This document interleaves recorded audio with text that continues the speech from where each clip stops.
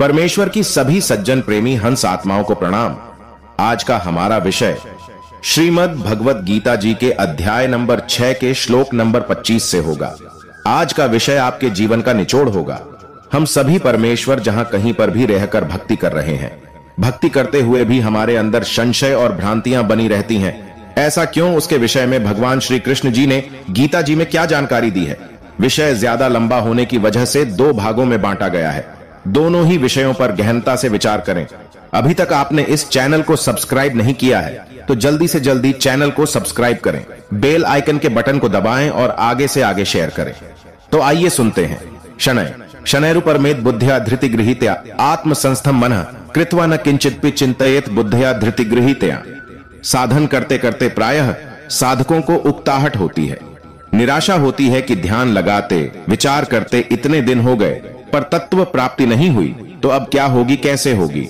इस बात को लेकर भगवान ध्यान योग के साधक को सावधान करते हैं कि उसको ध्यान योग का अभ्यास करते हुए सिद्धि प्राप्त न हो तो भी उकताना नहीं चाहिए, प्रत्युत धैर्य रखना चाहिए।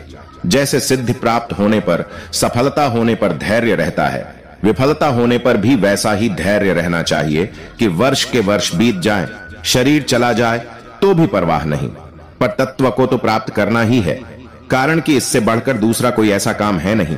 इसलिए इसको समाप्त करके आगे क्या काम करना है? यदि इससे भी बढ़कर कोई काम है तो इसको छोड़ो और उस काम को अभी करो। इस प्रकार बुद्धि को वश में कर ले, अर्थात बुद्धि में मान, बड़ाई, आराम आदि को लेकर जो संसार का महत्व पड़ा है उस महत्व को हटा दे। तात्पर्य है कि पूर्व श्लोक में जिन विषयों का त्याग करने के लिए कहा गया है, धैर्य युक्त बुद्धि से उन विषयों से उपराम हो जाए। शनय शनैरुपरमेत, उपराम होने में जल्दबाजी न करे, किंतु धीरे धीरे उपेक्षा करते करते विषयों से उदासीन हो जाए और उदासीन होने पर उनसे बिल्कुल ही उपराम हो जाए। कामनाओं का त्याग और मन से इंद्रिय समूह का संयमन करने के बाद भी यहां जो उपराम होने की बात बताई है उसका तात्पर्य है कि किसी त्याज्य वस्तु का त्याग करने पर भी उस त्याज्य वस्तु के साथ आंशिक द्वेष का भाव रह सकता है। उस द्वेष भाव को हटाने के लिए यहां उपराम होने की बात कही गई है। तात्पर्य है कि संकल्पों के साथ न राग करे न द्वेष करे, किंतु उनसे सर्वथा उपराम हो जाए। यहां उपराम होने की बात इसलिए कही गई है कि परमात्म तत्व मन के कब्जे में नहीं आता, क्योंकि मन प्रकृति का कार्य होने से जब प्रकृति को भी नहीं पकड़ सकता तो फिर प्रकृति से अतीत परमात्म तत्व को पकड़ ही कैसे सकता है? अर्थात परमात्मा का चिंतन करते करते मन परमात्मा को पकड़ ले, यह उसके हाथ की बात नहीं है। जिस परमात्मा की शक्ति से मन अपना कार्य करता है उसको मन कैसे पकड़ सकता है? यन्मनसा न मनुते ये नाहुर्मनो मतम। जैसे जिस सूर्य के प्रकाश से दीपक, बिजली आदि प्रकाशित होते हैं, वे दीपक आदि सूर्य को कैसे प्रकाशित कर सकते हैं? कारण कि उनमें प्रकाश तो सूर्य से ही आता है। ऐसे ही मन, बुद्धि आदि में जो कुछ शक्ति है वह उस परमात्मा से ही आती है। अतः वे मन, बुद्धि आदि उस परमात्मा को कैसे पकड़ सकते हैं? नहीं पकड़ सकते। दूसरी बात, संसार की तरफ चलने से सुख नहीं पाया है, केवल दुहक ही दुहक पाया है। अतः संसार के चिंतन से प्रयोजन नहीं रहा, तो अब क्या करें? उससे उपराम हो जाए। आत्मसंस्थम मनः कृत्वा, सब जगह एक सच्चिदानंद परमात्मा ही परिपूर्ण है। संकल्पों में पहले और पीछे, अंत में वही परमात्मा है।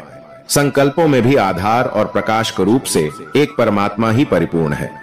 उन संकल्पों में और कोई सत्ता पैदा नहीं हुई है, किंतु उनमें सत्ता रूप से वह परमात्मा ही है। ऐसा बुद्धि का दृढ़ निश्चय, निर्णय रहे। मन में कोई तरंग पैदा हो भी जाए तो उस तरंग को परमात्मा का ही स्वरूप माने। दूसरा भाव यह है कि परमात्मा देश, काल, वस्तु, व्यक्ति, घटना, परिस्थिति आदि सब में परिपूर्ण है। ये देश, काल आदि तो उत्पन्न होते हैं और मिटते हैं, परंतु परमात्मा तत्व बनता बिगड़ता नहीं है। वह तो सदा ज्यों का त्यों रहता है। उस परमात्मा में मन को स्थिर करके, अर्थात सब जगह एक परमात्मा ही है, उस परमात्मा के सिवाय दूसरी कोई सत्ता है ही नहीं, ऐसा पक्का निश्चय करके कुछ भी चिंतन न करे। न किंचित चिंतयेत, संसार का चिंतन न करे, यह बात तो पहले ही आ गई। अब परमात्मा सब जगह परिपूर्ण है, ऐसा चिंतन भी न करे, कारण कि जब मन को परमात्मा में स्थापन कर दिया तो अब चिंतन करने से सविकल्प वृत्ति हो जाएगी, अर्थात मन के साथ संबंध बना रहेगा, जिससे संसार से संबंध विच्छेद नहीं होगा। अगर हमारी ऐसी स्थिति बनी रहे, ऐसा चिंतन करेंगे तो परिच्छिन्नता बनी रहेगी, अर्थात चित्त की और चिंतन करने वाले की सत्ता बनी रहेगी।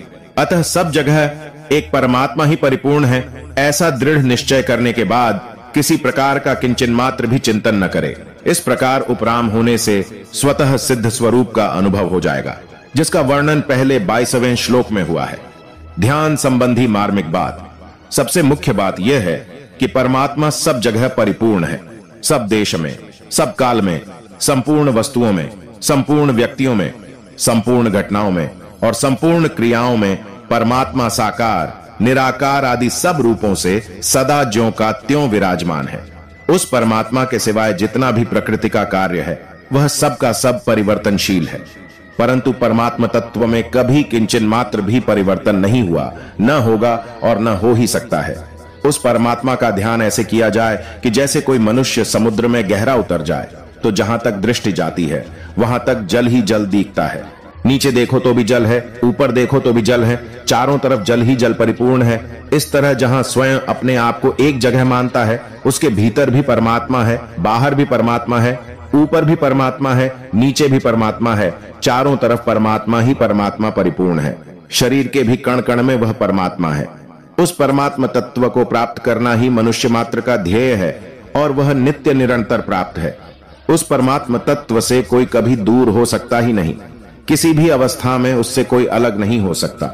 केवल अपनी दृष्टि विनाशी पदार्थों की तरफ रहने से वह सदा परिपूर्ण, निर्विकार, सम, शांत रहने वाला परमात्मा तत्व दिखता नहीं। आज का विषय यहीं समाप्त होता है। इसका दूसरा विषय भाग 2 देखना बिल्कुल ना भूले। हमें हमारे जीवन का वास्तविक अर्थ, वास्तविक मूल अगर मिल जाता है तो हमारी सभी भ्रांतियां हैं अपने आप ही नष्ट हो जाती है। आने वाले विषय तक आपके इस मित्र को इजाजत दें। तब तक के लिए जय श्री